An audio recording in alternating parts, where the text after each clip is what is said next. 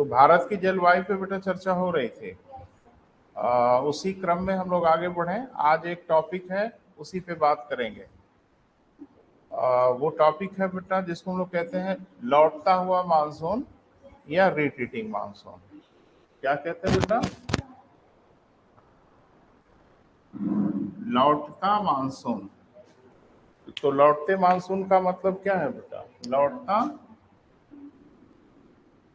Monsoon, या इसे ही हम लोग इंग्लिश में कहते हैं रिट्रीटिंग।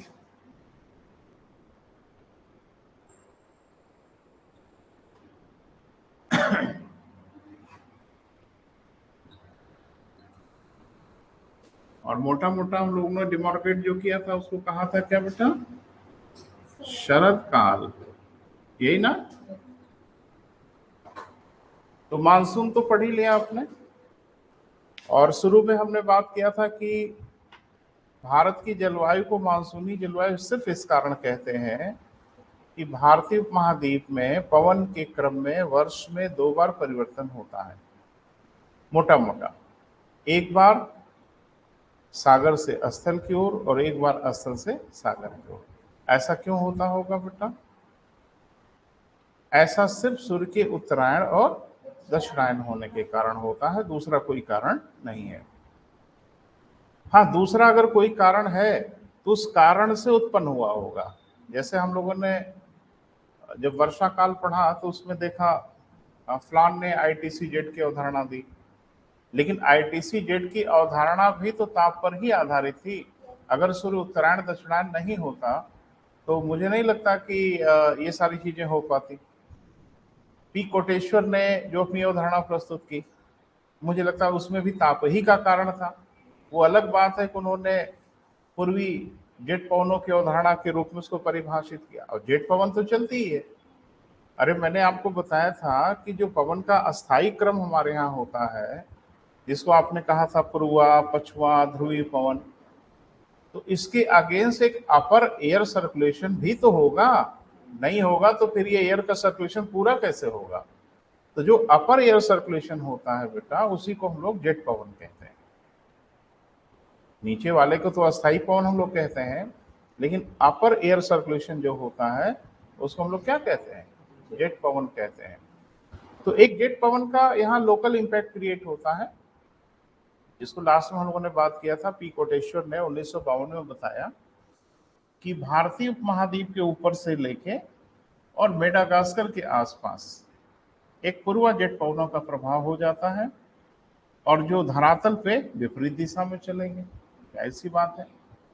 तो उसी को उन्होंने कहा कि वास्तव में यही दक्षिणी पश्चिमी मानसून होती है, और विषुवत रेखा पार करके थोड़ा ज्यादा ही मुड़ जाती है। ये सब चर्चा हुई है। ये करते कराते हम लोग कहाँ तक पहुंच गए थे बेटा? ये करते कराते हम लोग पहुंच गए थे सितंबर तक। वर्षा काल का क्या अवधि बताई गई थी? लगभग 15 जून से सितंबर तक। सितंबर के बाद अब पवन के क्रम में एक परिवर्तन फिर शुरू होता है। वो क्यों होता है? मुझे लगता है आप समझ रहे हैं। 23 सितंबर, वो तो बहुत शुरू में सब तारीख वारीख आपके दिमाग में आया था। क्या होता है बेटा 23 सितंबर? 23 सितंबर को दक्षिण की ओर होता है। अरे दक्षिणायन तो 21 जून के बाद ही होने लगता है। दक्षिणायन का मतलब जो दक्षिण की ओर जाने लगे, 21 जून के बाद ही वो दक्षिणायन होने लगता है। 23 सितंबर की तारीख कुछ खास तारीख है? हाँ, क्या बोलो? हाँ, भूमध्य रेखा से नहीं, भूमध्य रेखा के ऊपर सूर्य की लंबवत किरणें पड़ने लगती हैं, जिसको भूगोल में आपने पढ़ा है, विषुव कहते हैं, इक्विनॉक्स कहते हैं। उस समय विषुवत रेखा ही ताप विषुवत बन जाती है, थर्मल इक्वेटर बन जाती है। यानी सूर्य की अब लंबवत किरणें भारत की मुख्य भूमि को छोड़कर, भाई हम 8 डिग्री पर हैं ना बेटा, तो 0 डिग्री पे चली जाती है। यानी जहां उसको जाना चाहिए था वहां वो चली जाती है। अब जाहिर सी बात है कि 23 सितंबर के बाद वो धीरे धीरे दक्षिणी गोलार्ध में प्रवेश करती है, और जैसे जैसे दक्षिणी गोलार्ध में प्रवेश करती है वायु दाब की पट्टियां धीरे धीरे अपने मूल स्थान पे लौट आती हैं। जिसकी जो पोजीशन थी वो सब अपनी पोजीशन को होल्ड कर लिए, और पोजीशन के अकॉर्डिंग अगर देखें तो भारत के ठीक ऊपर उस समय उत्तरी गोलार्ध की वाणिज्य पवन स्थापित हो जाएगी। आया ना? यानी सितंबर के बाद जब सूर्य दक्षिणायन होगा तो वायु दाब की पट्टियां जो उत्तर की ओर चली गई थी अब वो लौटेंगी, अपने मूल स्थान की ओर आएंगी, और अब डोल्ड्रम और आईटीसी जेट कह लो, वो अब ठीक विषुवत रेखा के इर्द गिर्द बनना शुरू हो जाएगी। बोल नहीं रहे बेटा। और अब उत्तर की ओर यानी हमारे इलाकों में अब स्थापित होने लगेगी उत्तरी गोलार्ध की वाणिज्य पवन, जिसका मूल स्थान जहां था। कोई डाउट हो तो बात करो, शीशे जैसा साफ दिखना चाहिए। और आपने पढ़ा था बेटा कि उत्तरी गोलार्ध जो वाणिज्य पवन है उसको आपने पढ़ा था ना कि जब सूर्य की लंबवत किरणें विषुवत रेखा पे पड़ेंगी तो उसका एरिया यही ना हो जाता है। और क्या ये एरिया भारत को नहीं गवर्न करेगा? बोल नहीं रहे। अब ये भारतीय उपमहाद्वीप में स्थापित हो जाती है। क्योंकि ये भारतीय उपमहाद्वीप में स्थापित हो जाती है और उत्तरी गोलार्ध की वाणिज्य पवन की दिशा आप सबको पता है उत्तर पूर्व से होती है, नॉर्थ ईस्ट से होती है। कौन सी दिशा है भैया? ये उत्तर है, ये दक्षिण है, ये पूरब है, ये कौन सी दिशा है? नॉर्थ ईस्ट ही तो है, उत्तर पूर्व ही तो है। लौटते हुए मानसून को क्या कहते हैं? उत्तरी पूर्वी मानसून। बोल नहीं रहे। और वर्षा काल वाले को दक्षिणी पश्चिमी, क्योंकि इसकी दिशा यह होती है और इसकी दिशा यह होती है, इसलिए ढेर सारे लोग समझते हैं कि यही अब लौट रहे हैं, और ऐसा कुछ नहीं है। जो गया वो कभी नहीं लौटता, है ना? अब ये है कि आप उसको मान लें कि लौट गया, तो लौटता नहीं है बेटा। वो जो गया वो सो गया। ये लौटता हुआ मानसून कहते हैं सब। अच्छा, रिट्रीटिंग नाम कहीं सुना है? 26 जनवरी को जब गणतंत्र दिवस होता है तो सेना अपनी बैरकों से निकलती है और परेड करती है। जरा टीवी पे नजर बना के रखना, उसके 1-1.5 हफ्ते के बाद वही लाल किले के आसपास, राष्ट्रपति भवन के आसपास रिट्रीटिंग परेड होती है। बड़ा जोरदार परेड होती है, वो तो रात में होती है। तो उसको हम लोग नाम देते हैं क्या बेटा? Retreating parade. रिट्रीट माने अब सेना बैरकों में वापस लौटेगी। तो रिट्रीट माने लौटना ही हो जाता है, तो लौटता हुआ मानसून कहते हैं हम लोग। क्लियर है बेटा? लेकिन एक बात ध्यान रखना कि दक्षिणी पश्चिमी मानसून नहीं लौटता, वो गया तो गया। हाँ, दिशा उलट हो जाती है उसकी।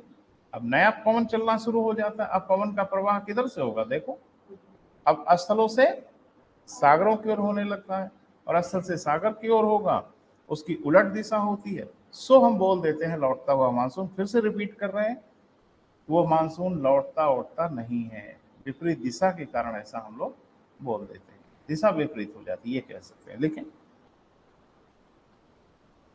वर्षा काल के उपरांत, वर्षा काल के उपरांत ही शरद काल प्रारंभ होता है। शरद काल प्रारंभ होता है।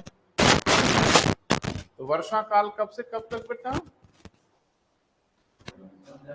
कागज वाला ऑन पेपर वाला, व्यवहार में चाहे जब से हो, व्यवहार में पड़ जाए सूखा, उससे कोई लेना देना नहीं है। लेकिन आधिकारिक रूप से हम लोग वर्षा काल को मानते हैं कि 15 जून से सितंबर तक, है ना बेटा? वही मैंने लिखा है कि वर्षा काल के उपरांत, ब्रैकेट में जरूर लिखिए, सितंबर के उपरांत। ठीक है बेटा? लिखें। सूर्य की लंबवत किरणें, सूर्य की लंबवत किरणें पुनः विषुवत रेखा पर स्थापित होने लगती हैं। सूर्य की लंबवत किरणें कहां बेटा? पुनः विषुवत रेखा पर स्थापित होने लगती हैं।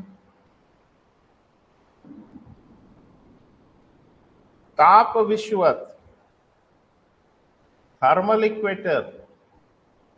ताप विषुवत को इंग्लिश में क्या कहते हैं बेटा? Thermal equator. ताप विषुवत पुनः विषुवत रेखा पर स्थापित हो जाती है, पुनः विषुवत रेखा पर स्थापित हो जाती है।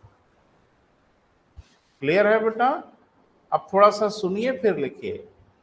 माने 23 सितंबर को जब सूर्य की लंबवत किरणें विषुवत रेखा पर पड़ती हैं, ज्योग्राफी में जिसे हम विषुव या इक्विनॉक्स कहते हैं, उस दिन ताप विषुवत और विषुवत रेखा एक हो जाती है, कोइंसाइड कर जाती है। क्लियर है बेटा? अब कोइंसाइड कर जाएगी तो जाहिर सी बात है सर्वाधिक ताप वाला इलाका अब विषुवत रेखा बन जाएगा, डोलड्रम अब विषुवत रेखा बन जाएगी, आईटीसी जेट अब विषुवत रेखा बन जाएगी। तो थोड़ा सब लिख डालो बेटा, फिर कब मौका मिलेगा लिखें। अर्थात 23 सितंबर को, अर्थात 23 सितंबर को सूर्य की लंबवत किरणें, सूर्य की लंबवत किरणें कहां बेटा? विषुवत रेखा पर पड़ने लगती हैं।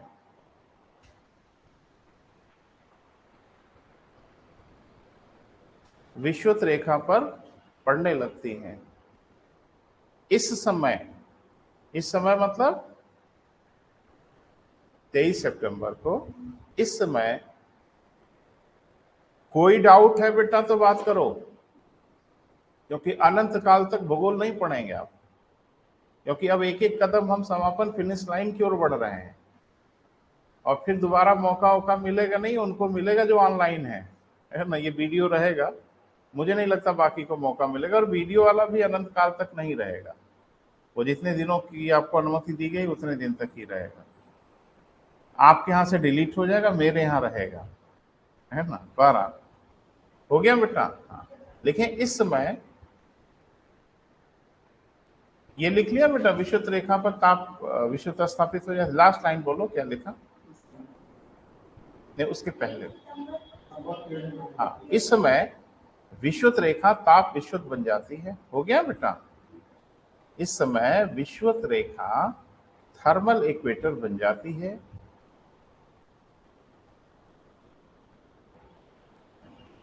शांत पट्टी अर्थात डोलड्रम, शांत पट्टी अर्थात डोलड्रम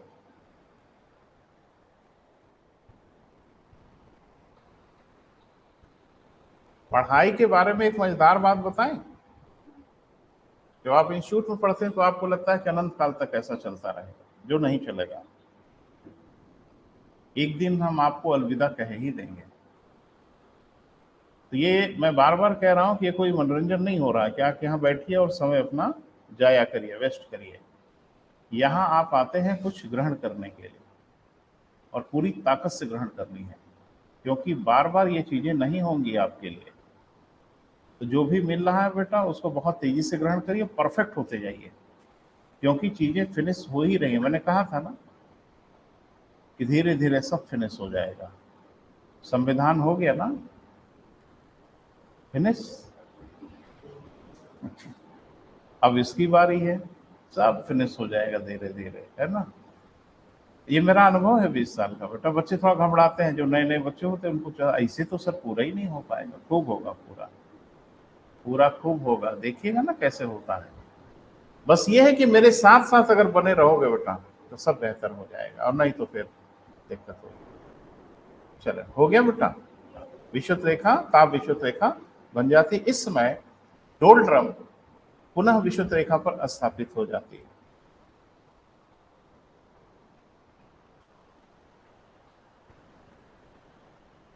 डोलड्रम पुनः कहां बेटा? विषुवत रेखा पर स्थापित होती है। जो इसके पूर्व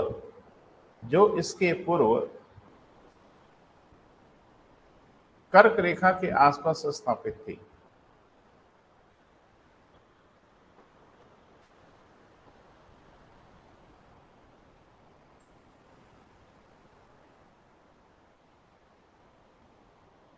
ठीक है बेटा? सूर्य के दक्षिणायन होने के परिणाम स्वरूप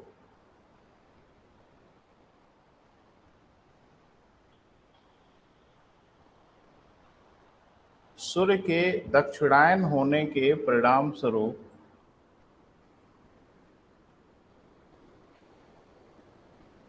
वायुदाब की पट्टियां, ये प्रेशर बेल्ट, अपनी पूर्व स्थिति में बहाल हो जाते हैं।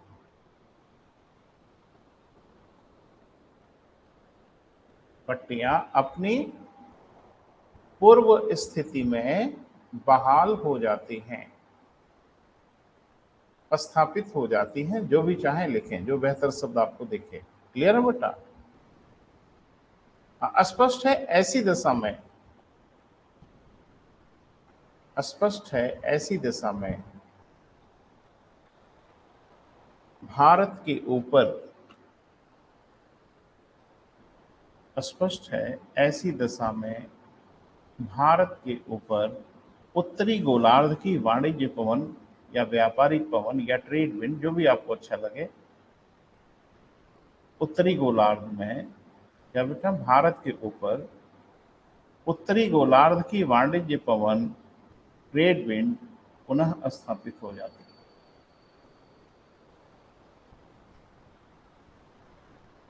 पुनः स्थापित हो जाती है।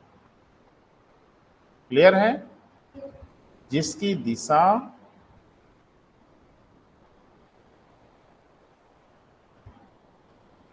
उत्तर पूर्व से होती है, जिसकी दिशा किधर से बेटा? उत्तर पूर्व से होती है, नॉर्थ ईस्ट से होती है, इसीलिए इसे उत्तरी पूर्वी मानसून, इसीलिए इसे क्या बेटा? उत्तरी पूर्वी मानसून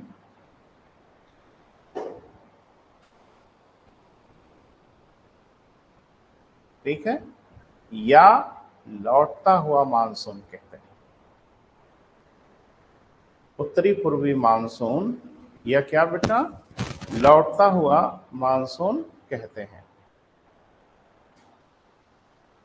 क्लियर है?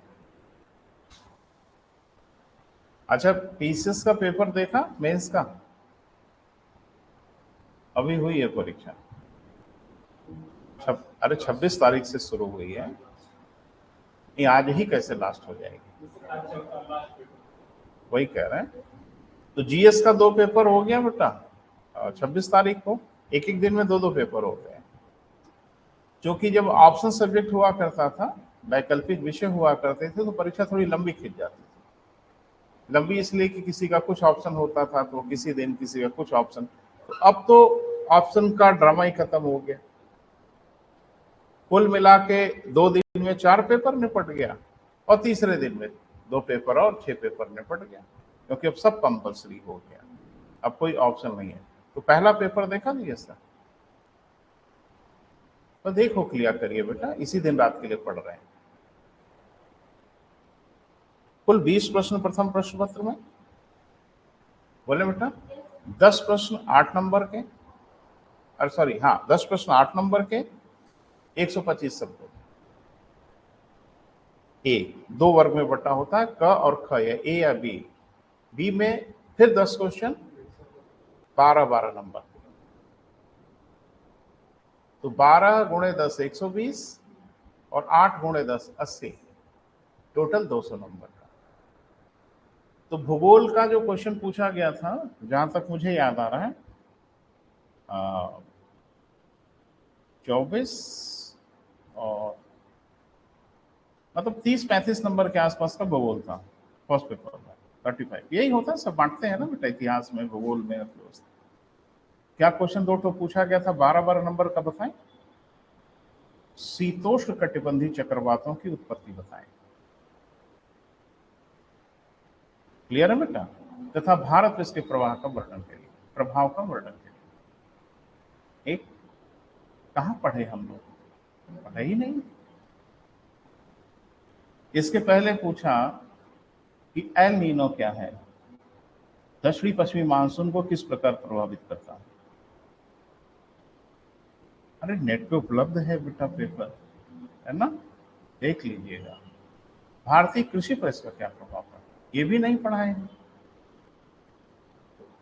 एक क्वेश्चन बाहर से नहीं आएगा प्री से लेके मेंस तक। आप न लिख पाए आप समझिए, इट्स नॉट माय रिस्पॉन्सिबिलिटी। मेरा उत्तरदायित्व तो आपको समझाने का, बाकी कोई रिस्पॉन्सिबिलिटी। क्लियर है बेटा? यही क्वेश्चन आएंगे हम सब। पिछले बार उष्णकटिबंधीय आया, इस बार शीतोष्णकटिबंधीय आया। तो शीतोष्णकटिबंधीय चक्रवातों की उत्पत्ति का कारण बताइए तथा भारत में इसका क्या प्रभाव है। तो थोड़ा सा बात कर लें, भूगोल ही पढ़ रहे हैं। जैसे लिखना होगा तो क्या लिखेंगे, क्या शुरू करेंगे? जैसे मान लीजिए आपको इसका उत्तर लिखना है तो एक प्लान होगा ना, कहाँ से शुरू करके कहाँ तक जाएंगे। क्वेश्चन सुन लीजिए, सबके पास उपलब्ध है, मेरे क्योंकि मेरे मोबाइल में है तो भी मैं आपको दिखाई नहीं सकता। तो क्वेश्चन एग्जैक्टली यही है, क्योंकि जो पोस्ट किया गया वो पेपर ही पोस्ट किया गया, पेपर की फोटो खींच के भेजी गई, तो कोई उसमें एडल्ट्रेशन वाला इशू नहीं है। तो अगर हम आपसे ये पूछें कि शीतोष्ण कटिबंधीय चक्रवात क्या है, भारत पे इसके प्रभाव का वर्णन करिए, क्या लिखेंगे? जैसे कुछ प्लान बनेगा ना, तो आप कहेंगे थोड़ा 5 मिनट का टाइम लगेगा, ले लो 5 मिनट, प्लान मुझे समझाइए, क्या लिखेंगे? 150 शब्दों में लिखना है। 150 शब्द का मतलब समझ रहे हो? एक पेज। मोटा मोटा अपने दिमाग में बैठा लो, 150 शब्द का मतलब अगर आपकी एवरेज लेवल की राइटिंग है तो एक पेज लिखना है। हाँ बोलो बेटा।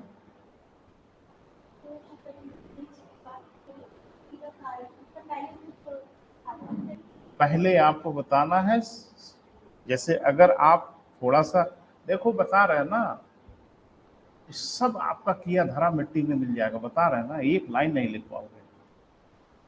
तो उसको लिखने की पहले तमीज सीखो। ज्ञान होना, जैसे हमारे फील्ड में है ना, ज्ञान होना और पढ़ाना, दे आर डिफरेंट थिंग। ऐसे ही आपके पास भी है, जानकारी होना और उसको लिखना अलग अलग चीजें हैं। कुछ कम जानकारी में बहुत शानदार लिखते हैं, वो इधर उधर घुमा के, होता है ना, जानकारी कुछ नहीं लेकिन बोलते समय इधर उधर ऐसा भ्रमित करेंगे आपको कि आप समझ ही नहीं पाएंगे, सामने वाला तो लगता है वो जानता है। लिखने वाले भी यही कलाकारी करते हैं। तो थोड़ा सा ध्यान से सुनो। चक्रवात एक लाइन में डिफाइन करो क्या होता है, चक्रवात कितने प्रकार के होते हैं एक लाइन में डिफाइन करो, उष्णकटिबंधीय शीतोष्णकटिबंधीय। अब डिटेल में चलो, शीतोष्णकटिबंधीय चक्रवात क्यों कहते हैं, कैसे आते हैं, इनको बताना है, बहुत विस्तार में नहीं जाना है, नट सेल में आपको बताना है। एग्जामिनर को ताल ठोक के अपनी हनक से बताना है, गुरुजी बहुत जानते हैं। ये मुख्य परीक्षा है क्या? कितनी खूबसूरती से आप अपने नॉलेज को एग्जामिनर के सामने व्यवस्थित करें ताकि एग्जामिनर इंप्रेस हो जाए आपसे, वाकई लड़का बहुत बेहतर जानकारी रखता है। क्लियर है बेटा? तो क्या परेशानी है? What is cyclone, type of cyclone. जब टाइप ऑफ साइक्लोन बताओगे तो उसमें शीतोष्णकटिबंधीय आ जाएगा। फिर बताइए कि शीतोष्णकटिबंधीय, वो उस पे बात नहीं करना है, वो क्यों आते हैं ना, ना खत्म करो कहानी। फिर बताइए शीतोष्णकटिबंधीय चक्रवात कब आते हैं, क्यों आते हैं, इनके आने के क्या कारण है, किस प्रकार के फ्रंट बन। अरे दिखाओ ना अपनी ताल ठोक के अपनी हनक, जान बचा के भागो नहीं। मौका मिला है, एग्जामिनर को बता दो, ये बेहतर जानकारी है। एग्जामिनर सपना नहीं देख रहा है कि आप कितने बड़े आइंस्टाइन हो।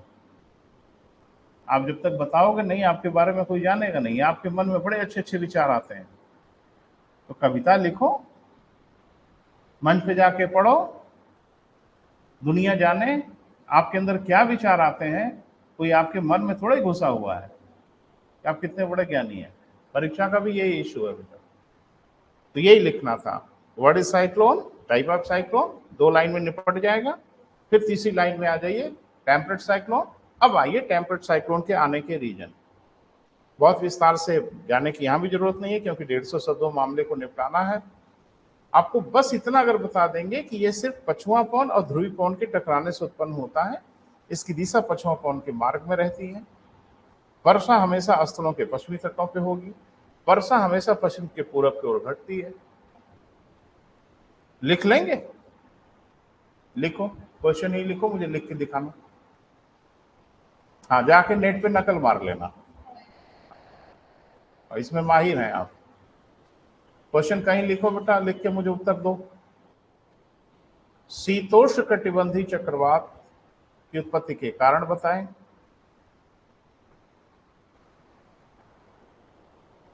तथा भारत पर इसके प्रभाव का वर्णन करें। ये पूछा गया प्रश्न है।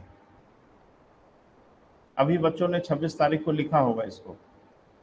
आप 26 को नहीं, आप 29 को लिख लें, क्या हर्जा है। और ध्यान रखिए 12 नंबर का है और मैं नंबर दूंगा, ठीक है। 0 भी दे सकता हूं। भारत पे इसके प्रभाव का वर्णन करिए।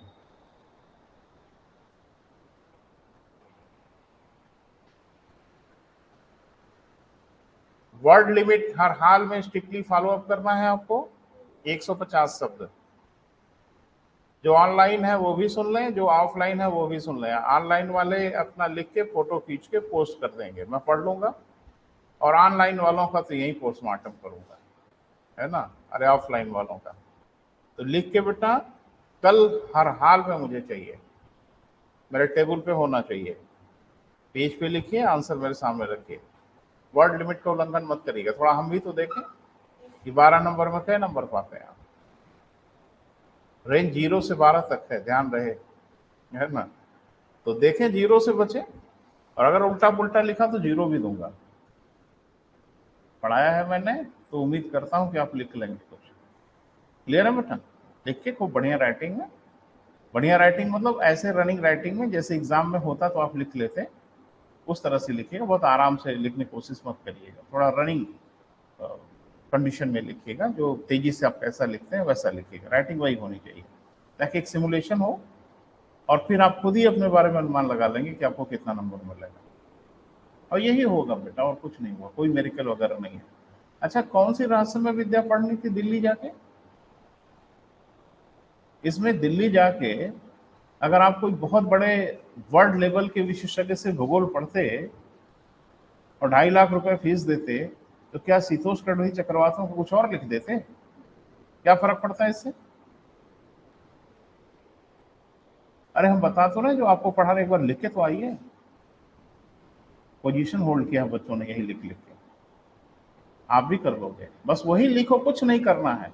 और इसमें कोई बड़ा रहस्यमय चीज नहीं है, इसमें कोई बहुत पैनिक होने वाली चीज नहीं है। एकदम स्ट्रेट फॉरवर्ड ऐसे मान के एग्जामिनर को कका गगा नहीं आता, हमें एग्जामिनर को समझा देना है। एग्जामिनर को आता है ये मान के नहीं लिखना है। मान लीजिए कि एग्जामिनर को आज तक उसने जिंदगी में चक्रवात सुना ही नहीं है और मुझे उसको ऐसे शब्दों में बता देना है कि वो समझ जाए, फिर देखना ना नंबर की बारिश। नहीं तो एक चीज लिख देना कि सर आपको तो आ ही रहा है, पर मुझे लगा कि आपको बताएंगे तो आपकी बड़ी बेइज्जती होगी, तो मेरी क्या हिम्मत है जो आपको हम समझाएं, इसलिए हम सोच रहे नहीं लिखें तो बेहतर है। आप तो सब जानते ही हैं, है ना। तो भी बढ़िया नंबर दे देगा आपको, निश्चिंत रहे। चलिए बेटा, आ जाएगा सीधा सीधा लौटता हुआ मानसून, है ना। हाँ, और फिर लिखना पड़ जाएगा और बड़े आराम से 125 शब्द हो जाएगा हम लोगों का। क्लियर है बेटा, बहुत आराम से, बहुत बढ़िया ढंग से इसी दिन रात के लिए लिखाते हैं। मेंस में आपको तकलीफ ना होने। चलो बेटा, तो कुल मिला के हम लोग कहां तक पहुंच गए बेटा? यानी अब भारत के ऊपर स्थापित हो जाती है क्या बेटा? उत्तरी गोलार्ध की वाणिज्य पवन दिशा देख लो, उत्तर पूर्व से चलती है, जाती किधर है? भाड़ में जाए, उससे हमारा कोई लेना देना नहीं है। आती किधर से है? उत्तर पूर्व से। और जाएगी किधर ये भी तय है, लेकिन उससे हमारा कोई बड़ा लेना, दक्षिण पश्चिम की ओर जाएगी, सीधी सी बात है, लेकिन उससे हमारा कोई लेना देना है नहीं। अब एक चीज बताइए, जब वो इधर आओ, उधर तो थोड़ा छोटा दिख रहा है, इधर आइए। जब वो इस इलाके से चलेगी, देखो बेटा, तो मुझे लगता है वो स्थलों से सागर की ओर जा रही है। भारत को छोड़ दीजिए, थोड़ा भारत को ऊपर नीचे जाइए, तो ये डायरेक्शन है। जाहिर सी बात, जब ये स्थलों से आ रही होगी तो इसके पास मॉइस्चर नहीं होगा, बोले इसके पास नमी नहीं होगी, और नमी होगी नहीं इसलिए बारिश करेगी नहीं। और अगर करेगी भी तो भारत में काहे करेगी? आप ही पहले मिले हो। वो तमाम स्थलीय भागों से रशिया की ओर से चल रही है। तो खैर उधर मान लो पश्चिम पवन का इलाका है, लेकिन मुझे लगता है चीन और मंगोलिया और तिब्बत के आसपास की ओर से तो चली रही है ना। तो आप ही क्या बरसेगी? अगर बरसेगी तो पहले तो बरसेगी नहीं, क्योंकि इसके पास नमी वमी है ही नहीं है। क्लियर है बेटा? इससे भारत में वर्षा नहीं होती, किंतु कुछ इलाकों में वर्षा होती है। किससे? लौटते हुए मानसून से। आप खुद ही बुद्धि लगाओ किधर, जब वो इधर से चलती है तो उसकी एक शाखा बंगाल की खाड़ी से नमी लेती। बंगाल की खाड़ी जितना छोटा दिख रहा है आपको, उतना छोटा है नहीं। जब वो उसके ऊपर से गुजरती है तो मॉइस्चर को रिगेन करती है। कहां से? बंगाल की खाड़ी से। और फिर वो अब पूर्वी तटों पे जब टकराती है तो बारिश करती है। और मेरे दिमाग में नहीं आया था, थोड़ा मिसिंग था, लेकिन फिर भी अब यहां पे तो सुन लें। दक्षिणी पश्चिमी मानसून से तमिलनाडु के तटों पे बारिश नहीं होती। कारण यह है कि दक्षिणी पश्चिमी मानसून उसके ऊपर से गुजरता है। बोल नहीं रहे बेटा? अरे दक्षिणी पश्चिमी मानसून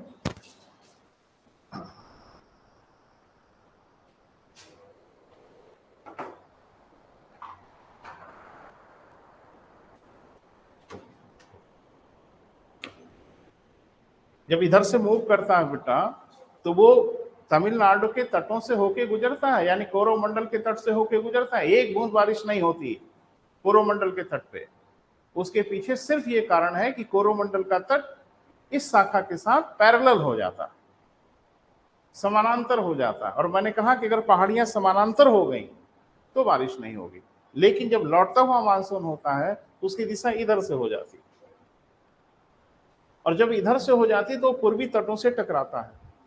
तब पूर्वी घाट की पहाड़ियां इनको बारिश करने के लिए बाध्य करती हैं।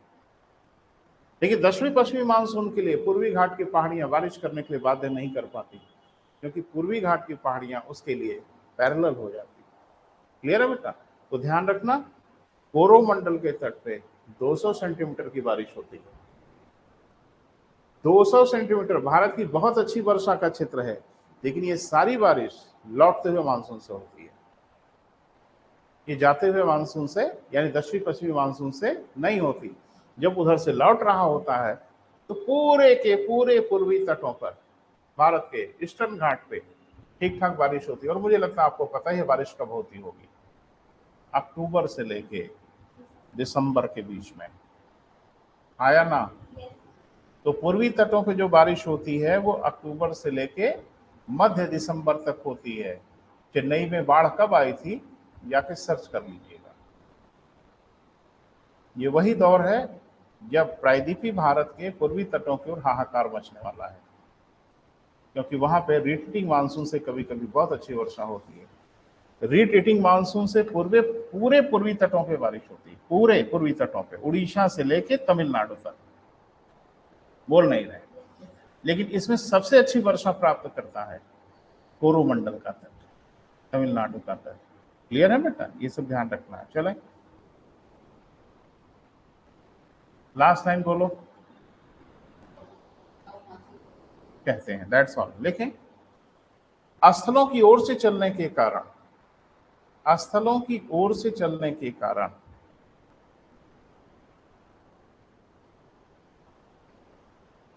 की ओर से चलने के कारण इसमें वर्षा करने की शक्ति नहीं होती।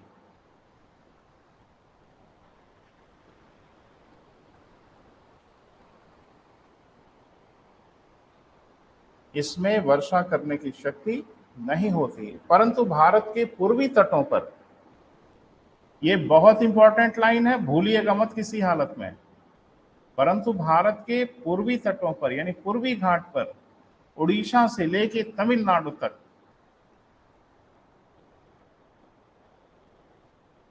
उड़ीसा से लेके तमिलनाडु तक अक्टूबर से दिसंबर के मध्य वर्षा होती है।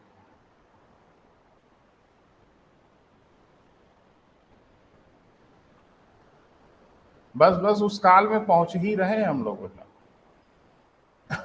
अक्टूबर से लेकर कहां तक बेटा? मध्य दिसंबर तक वर्षा होती है। क्लियर है? लिखें, लौटते हुए मानसून के द्वारा इस कारण वर्षा होती है कि, सॉरी रुको रुको, लौटते हुए मानसून से पूर्वी तटों पर, जोड़ लो, मानसून से पूर्वी तटों पर इस कारण वर्षा होती है कि यह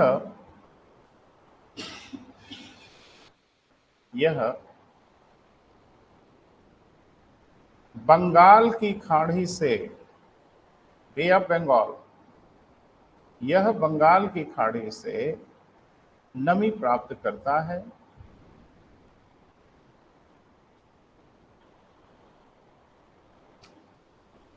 तथा संपूर्ण पूर्वी तटों पर बारिश करता है।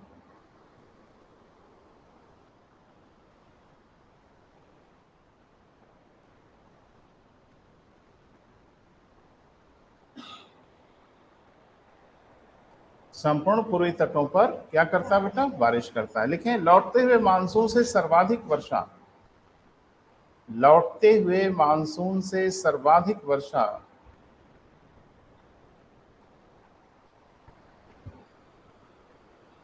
तमिलनाडु के कोरोमंडल तट पे होती है।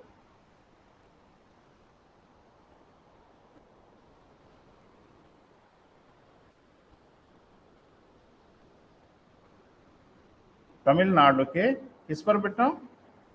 कोरोमंडल तट पे होती है, जो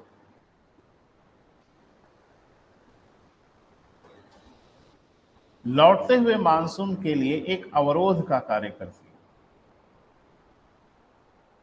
जो लौटते हुए मानसून के लिए क्या बेटा?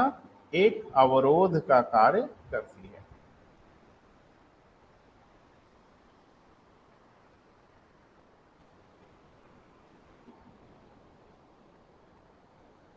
हाँ, एक मजेदार बात है बेटा कि इस काल में उत्तर भारत ऑलमोस्ट ड्राई रहता है। मैंने अक्टूबर से लेके दिसंबर तक ऑलमोस्ट हमारे यहाँ ड्राई रहता है। दिसंबर के बाद यानी जनवरी फरवरी तक उत्तर भारत में कुछ वर्षा होती है, लेकिन यह लौटते हुए मानसून से नहीं होती। ये शीतोष्ण कटिबंधीय चक्रवातों से होती है, यह पश्चिमी विक्षोभ से होती है। क्लियर है बेटा? तो वर्षा तो होती है, लेकिन उस वर्षा के लिए लौटता हुआ मानसून रिस्पॉन्सिबल नहीं होता, उसके लिए साइक्लोन रिस्पॉन्सिबल होता। क्लियर है बेटा? वो बात है।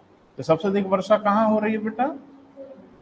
कोरोमंडल के तट पे, लेकिन हर जगह होती है। कितनी वर्षा होती है आपको पता है?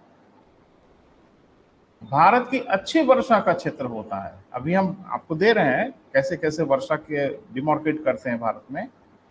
सुन लो, भारत के जिन क्षेत्रों में 200 सेंटीमीटर से अधिक वर्षा होती है, वे भारत के सर्वाधिक वर्षा वाले क्षेत्र कहलाते हैं। ऐसे क्षेत्र भारत में कितने हैं? 3।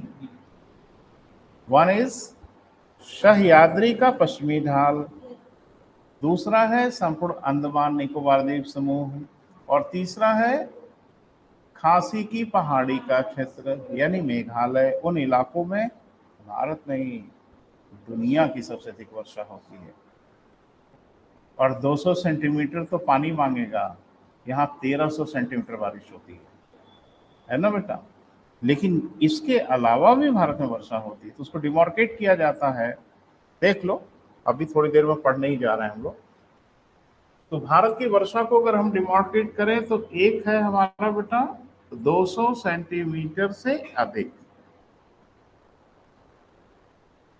एक है हमारे यहाँ 100 से 200 सेंटीमीटर, एक 40, कहीं कहीं 60 लिखा होता, तो उसको लेकर बहुत टेंशन में मत आइएगा, हम 40 से ही लिखेंगे। 40 से 100 सेंटीमीटर। और एक है 0 से 40 सेंटीमीटर। भारत के जो सारे भौगोलिक क्षेत्र हैं उनको इतने ही भागों में बांटा गया। और इलाकों को पहचानना भी पड़ेगा, क्योंकि अभी भारत का वन पढ़ेंगे हम लोग, और वर्षा का वितरण अगर नहीं पता है तो हवा में टंग जाएंगे, भारत के वनों को समझ नहीं पाएंगे, क्योंकि भारत के वन सिर्फ और सिर्फ वर्षा का अनुसरण करते हैं। जैसी बारिश वैसे वन, तो कैसी बारिश वैसे वन। अब जहां 200 सेंटीमीटर अधिक वर्षा की इलाका आप पहचानते होंगे, 1 सेकंड में वन पहचानेंगे। तो जो अभी हम लोग पढ़ रहे थे कोरोमंडल तक, वहां इतनी बारिश होती है, यानी 100 से 200 सेंटीमीटर की बारिश होती है, और ठीक ठाक वर्षा का क्षेत्र है। क्लियर है बेटा? ब्रैकेट में लिख लो, यहां 100 से 200 सेंटीमीटर की वार्षिक वर्षा होती है।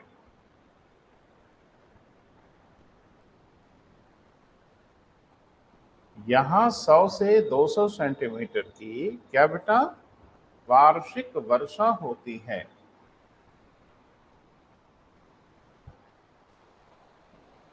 क्लियर है? अब एक नोट बनाइए,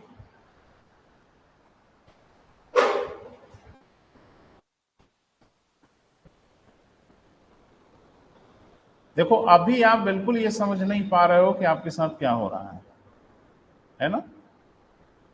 क्योंकि अभी युद्ध क्षेत्र का अनुभव नहीं है।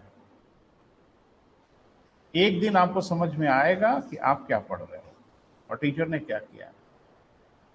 तो कहावत सुना है ना कि बंदर क्या जाने अदरक का स्वाद। तो अभी अदरक का स्वाद समझ में नहीं आ रहा है, आ जाएगा समझ में, क्योंकि आपको लगता है भूगोल तो हर कोई पढ़ा रहा है। जरा पढ़ के देख लीजिएगा ना, हर कोई पढ़ा रहा है। पढ़ाने को इतिहास भी दुनिया पढ़ा रही है, भूगोल भी दुनिया पढ़ा रही है, संविधान भी दुनिया पढ़ा रही है। डिफरेंस अभी आपको समझ नहीं आएगा, क्योंकि अभी बंदर है। चाय में अदरक पड़ा है कि नहीं, ठीक है, और अदरक का फायदा क्या है अभी आपको नहीं पता, पता सब चल जाएगा, धैर्य रखिए। आपको नहीं चलता, जो विशेषज्ञ होते हैं ना इस विषय के, उनको मैं पता चलाता हूँ।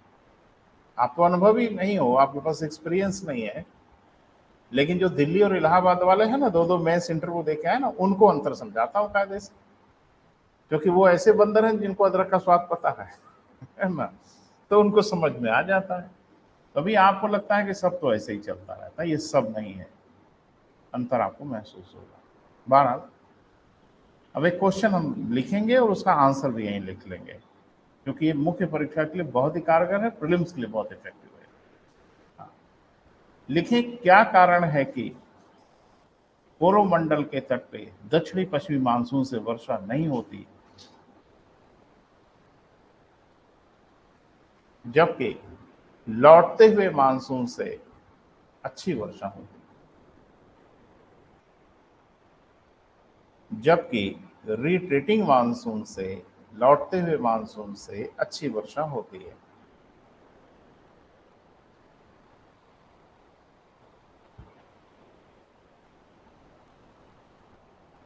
आप लिख कर लो, एक क्वेश्चन की और डिजाइन बना लें।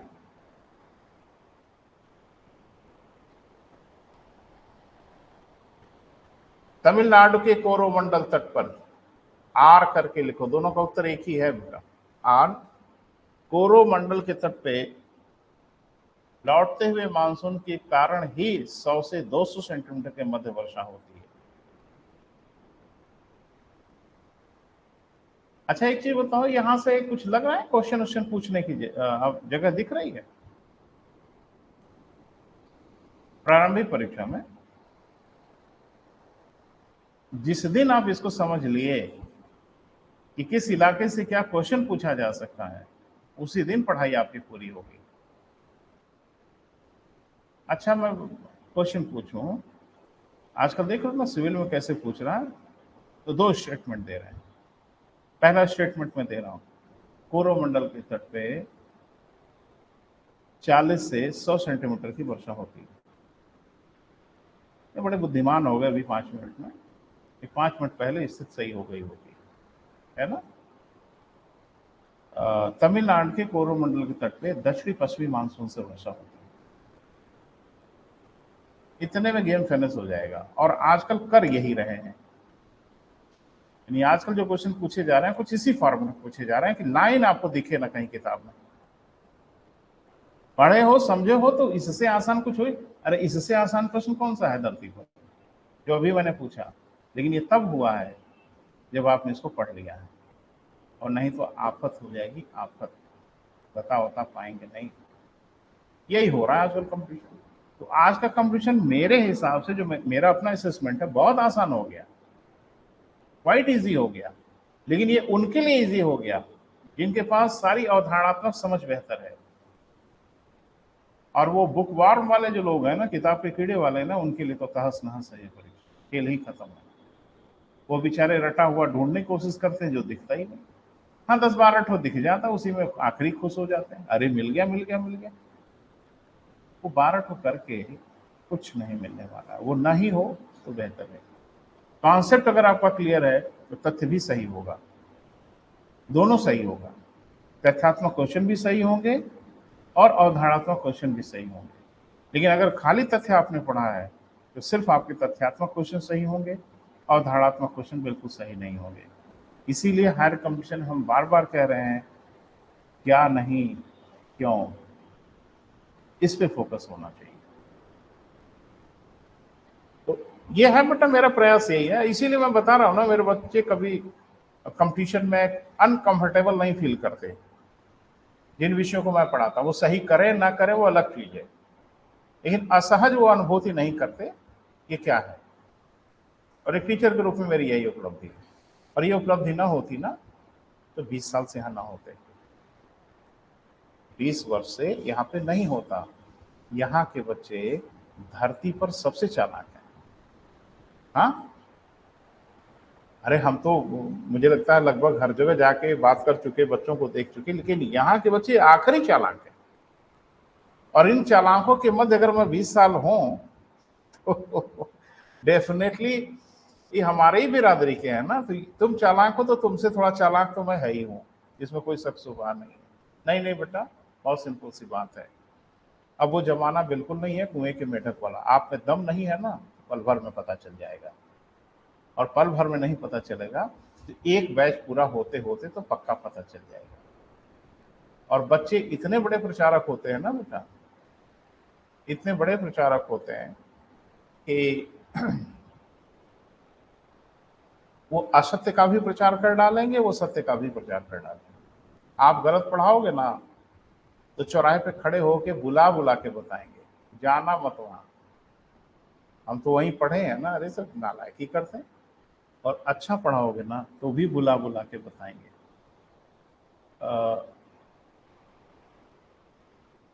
परसों मेरा बेटा लखनऊ से आ रहा था, तो वहीं पढ़ रहे हैं अभी यूनिवर्सिटी में। वो BBAU है ना बेटा, यूनिवर्सिटी, सेंट्रल यूनिवर्सिटी, उसमें। वो बता रहे थे कि 2x2 वाली बस में बैठे थे तो बगल में कोई बैठा था। तो बातचीत करते करते, अब बगल में बैठे हैं तो बातचीत होनी ही है, 4 घंटे की जर्नी है। तो मालूम चला कि वो मेरा स्टूडेंट था जो उनके बगल में बैठा, लखनऊ में जॉब कर रहा था। तो अब उसको नहीं पता था, तो बातचीत करते करते तो आजमगढ़ जा रहे हैं, तो कहाँ जा रहे हैं, तो ये जा रहे हैं, वो जा रहा है, करते करते करते करते तो उन्होंने बताया होगा कि पापा हैं वो। तो बड़ा ऑबलाइज हो गया, कहा कह रहे तो मैं तो यहीं पढ़ा, कोऑपरेटिव में जॉब कर रहा है लखनऊ में, सचिवालय में। बड़ा अच्छा लगा, कम से कम हर जगह बच्चे विद्यमान तो हैं। कहीं आप जाएं वहाँ मेरे, अब वो 2005-6 का पढ़ा हुआ था, जॉब कर रहा है, तो वरिष्ठ हो गए हैं बच्चे। एक बार की घटना थी कि मेरी NSC मैच्योर हो गई, तो मुझे नहीं पता NSC को कैसे कैश में कन्वर्ट करते, उसका प्रोसेस क्या है ये मुझे नहीं पता। मैंने भेजा किसी को कि NSC लेके जाओ और वहाँ पोस्ट ऑफिस में जो काउंटर बना होगा वहां जाके पूछना इसका प्रोसेस क्या है आगे का। तो पूछा उछा तो उसने बता भी दिया कि मैं कहाँ से आया हूँ। पूछा होगा कि किसकी है, तो बताया उसने। जो वहां पे बैठता है बच्चा, उसने मुझे कॉल किया, कहा सर ये 2 दिन नहीं आ गया कि आपको आना होगा, मैं खुद आ रहा हूँ। मैंने कहा कौन बोलो, तो बताया। कहा कि हम यही जॉब कर रहे हैं सर, आपके पड़ोस में। वो ऑफिस वहां छोड़ के काउंटर, सारा पेपर लेके मेरे ऑफिस में आया। कहा कि आपकी सारी फॉर्मेलिटी यहीं होगी, आपकी कोई फॉर्मेलिटी पोस्ट ऑफिस में नहीं होगी। और कहा सर कैश देने का सिस्टम नहीं है, नहीं तो मैं कैश भी लेके आया हूँ। कहा सिस्टम है चेक से देने के लिए, इसलिए चेक इशू होगा और वो हम आपको ले आके पहुंचाएंगे यहाँ। तो अच्छा लगता है बेटा, बच्चों का यही ऑनर है और क्या चाहिए। बच्चों से इतने ही ऑनर की उम्मीद है, और क्या, बच्चे खुश रहें, अपनी नौकरी चाकरी करें, जिंदगी बढ़िया से बसर करें, तो अच्छा लगता है बेटा। और पिछले 20 सालों में कोई ऐसा इलाका, कोई ऐसा सेक्टर नहीं बचा है जहां मैंने बच्चों को नौकरी नहीं दी है, बच्चे सफल नहीं हुए। तो ये एक उपलब्धि है बेटा, और इसीलिए तो 20 साल से जमा हूं। उनके घर वाला बच्चा कहीं और नहीं जाएगा, ये बिल्कुल तय जाना। वो जब आएगा तो मेरे पास आएगा। ये सब अच्छा लगता है बेटा। चले उत्तर लिख लोगे इसका, बोलो। नहीं लिख तो लोगे, दिमाग में आ रहा है, लेकिन ये प्लाट करना बहुत जरूरी है कि कैसे इनिशिएट करें, कैसे फिनिश करें, ये सीखना होगा। तो इसका भी उत्तर लिखोगे, यही लिख लेना, थोड़ा जगह छोड़ दो, अपनी कॉपी में लिख लेना। इसी बहाने आपकी कॉपी भी मैं देख लूंगा और आपका आंसर भी देख लूंगा। क्लियर है बेटा। ये हो गया हम लोगों का क्या बेटा, रिट्रीटिंग मानसून। तो क्लियर हुआ बेटा। तो भारत में कहने के लिए इसको लौटता हुआ मानसून कहते हैं बेटा, ये कोई मानसून लौटता फौटता नहीं है। अब ये हवाओं के क्रम में परिवर्तन हुआ है, यानी वो हवाएं जो सागरों से स्थल की ओर चल रही थी, अब वो बदल गई, अब वो स्थल से सागर की ओर चलने लगी, और अगले 6 महीने तक यह क्रम चलेगा। वो अगली गर्मियों तक ये अपनी दिशा बदलेंगी। क्लियर है बेटा। तब सागरों से स्थल की ओर जाएंगी और तब हमारे यहाँ वर्षा काल प्रारंभ। क्लियर है। अब लिख लें वर्षा का वितरण। वर्षा का वितरण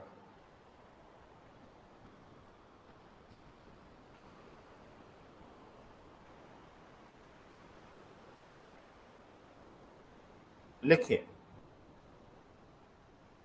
भारत में वर्षा के वितरण को निम्न भागों में विभाजित करते हैं।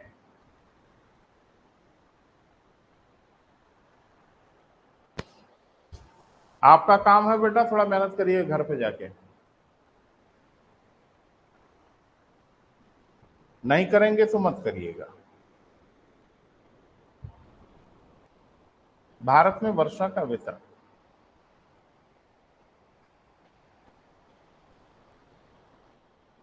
लिख लो बोर्ड पे जो मैंने लिखा है, एक के नीचे एक पहले लिख डालो, फिर हम आपको लिखवाते हैं।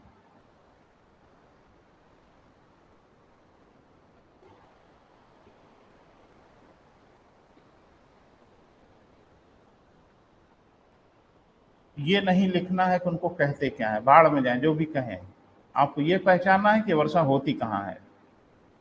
बोल नहीं रहे हैं क्यों? क्योंकि ये नहीं जानोगे तो हम आपको वन नहीं पढ़ा पाएंगे, पढ़ा ही नहीं पाएंगे।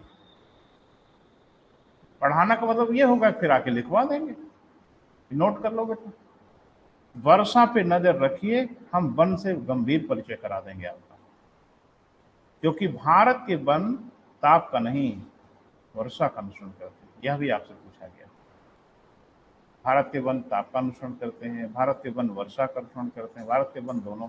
नाक में दम करेंगे, आपको बता तो रहे हैं। अगर आप संभलोगे नहीं तो आपकी तबाही मचा देंगे। वो मुश्किल नहीं पूछेंगे, तरीका थोड़ा अलग रखेंगे, आप परेशान हो जाएंगे, है ना बेटा। अभी इसको पढ़ेंगे, इसको क्या कहते हैं कुछ भी कहें, वो बहुत मायने नहीं रखता। मायने ये रखता है वो एरिया कहाँ है भारत में। एक मोटा मोटा रफ आइडिया दिमाग में होना चाहिए कि ये वर्षा वाला इलाका भारत में है किधर। तो आज मैं थोड़ा सा बेटा आपका आइडिया दूंगा, और वन वन पे जब बात करेंगे ना तो एक बार फिर आएंगे, फिर डिटेल में आपसे चर्चा करेंगे, तब वनों को प्रारंभ करेंगे। यानी भारत के तो भारत के वन पढ़ाएंगे, और फिर भारत का ड्रेनेज सिस्टम, है ना बेटा, इसको पढ़ा के फिनिश करेंगे। पढ़ने के लिए तो साल भर पढ़ते रहे ना बेटा तो भी कम है, पढ़ाई का कहाँ अंत है, लेकिन अंत तो करना पड़ेगा ना बेटा, किसी न किसी इलाके को फिर शुरू करना पड़ेगा। 12 अब थोड़ा देखना, समझने की कोशिश करना। इसे कहते हैं सर्वाधिक वर्षा का क्षेत्र, इसे कहते हैं उच्च वर्षा का क्षेत्र, मध्यम वर्षा का क्षेत्र, निम्न वर्षा का क्षेत्र, कुछ भी कहो। मैंने कहा ना, इससे कोई फर्क वरक नहीं पड़ता, इलाके को पहचानना है। तो थोड़ा सा मैं आपकी मदद कर रहा हूं, और घर पे जाइएगा, मैप खोल के एक पेज पे भारत में एनुअल रेनफॉल दिया होगा। कोई भी मैप आप निकालोगे तो उसमें वार्षिक वर्षा नहीं, वर्षा महीनों का भी दिया होगा, उसको मत देखिएगा, एनुअल रेनफॉल देखिएगा, वार्षिक वर्षा जरा देखिएगा, उसी को हम समझाने का प्रयास कर रहे हैं। ये पट्टी जो ग्रीन दिख रही है, संपूर्ण अंडमान, और इधर खासी की पहाड़ी यानी मेघालय, ये 3 इलाके भारत के सर्वाधिक वर्षा वाले क्षेत्र हैं। तो अगर हम आपसे ये बोलेंगे कि सर्वाधिक वर्षा वाले क्षेत्रों में फलाने टाइप के वन पाए जाते हैं, तो अंदाजा लगा लीजिएगा कि कहाँ पाए जाएंगे, है ना?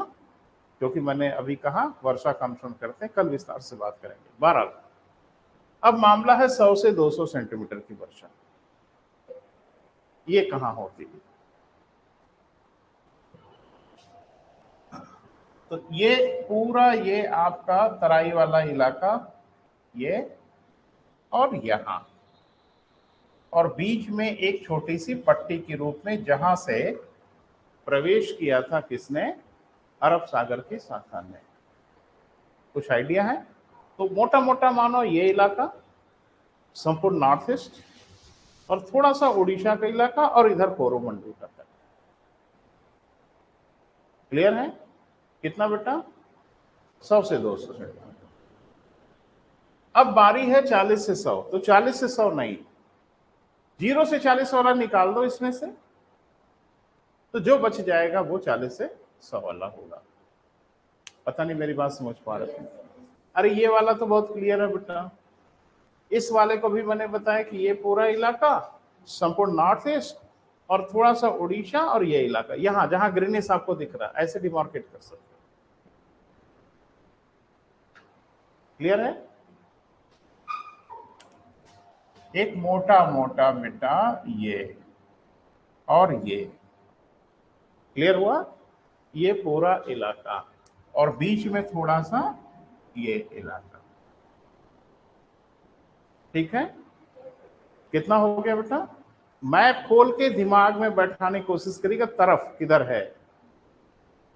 अब आते हैं 0 से 40 वाला, पहले निकाल लेते हैं। अब इतना बच गया इलाका, अब इसमें से अगर 0 से 40 वाला निकाल दिए तो शेष जो बचेगा वो 40 से 100 वाला बचेगा। तो चलिए हम बताते हैं। पश्चिमी पंजाब, गुजरात रण ऑफ कच्छ का इलाका, राजस्थान थार का इलाका, और इधर आइए प्रायद्वीपीय भारत में कर्नाटक, तमिलनाडु, महाराष्ट्र का एक सीमावर्ती क्षेत्र है जो हॉकी की स्टिक जैसी डिजाइन का है, कुछ इस तरह का। ये बिल्कुल यही है बेटा, और वास्तव में ये वृक्ष छाया प्रदेश है, रेन शैडो जोन है। तो यहां भी वर्षा बहुत कम होती है बेटा, 0 से 40 के बीच में। तो इलाके कौन कौन हो गए बेटा? पंजाब, गुजरात, राजस्थान, प्रायद्वीपीय भारत का मध्यवर्ती क्षेत्र। कितना? 0 से 40, और बाकी जो बच गया 40 से 100 के बीच। क्लियर है? भारत में जो सर्वाधिक वर्षा वाला क्षेत्र है, कल को ये भी पूछेगा भारत के सर्वाधिक भूभाग पे किस प्रकार की वर्षा होती है। तो भारत के सर्वाधिक भूभाग पे जो वर्षा होती है बेटा, वो 100 से 200 सेंटीमीटर। क्लियर है? और इसीलिए इसको हम लोग कहते हैं, यहाँ जो वन वनस्पतियां पाई जाती है ना, ज्योग्राफी में उसको हम लोग नाम देते हैं उष्णकटिबंधीय आर्द्र पर्णपाती। क्या कहते हैं बेटा? बड़ा टेढ़ा मेढ़ा सब नाम है। उष्णकटिबंधीय आर्द्र पर्णपाती, आर्द्र माने ह्यूमिड, पर्णपाती माने डेसिडुअस, यानी वृक्ष पत्ते गिराते हैं एक ऋतु विशेष में। तो जो वृक्ष एक ऋतु विशेष में सारे पत्ते गिराते हैं वो पर्णपाती कहलाते हैं। क्लियर है बेटा? ये इलाका पर्णपाती वाला है। इसी को हम लोग मानसूनी वन कहते हैं। कभी भी मानसूनी वन अगर बोला गया उसका पूरा नाम है उष्णकटिबंधीय आर्द्रपर्णपाती। अरे मैं तो कह रहा हूं खाली इतना पूछ लें तो 80% बेहोश हो जाएंगे। मानसूनी वन को निम्न में से क्या कहते हैं? उष्णकटिबंधीय शुष्क पर्णपाती, उष्णकटिबंधीय आर्द्रपर्णपाती, सदाबहारी वन, थॉर्नी फॉरेस्ट। तबीयत खराब हो जाएगी कई लोगों की खाली इतने में। क्लियर है बेटा? तो आज यहीं तक, कल मिलते हैं, बात करते हैं।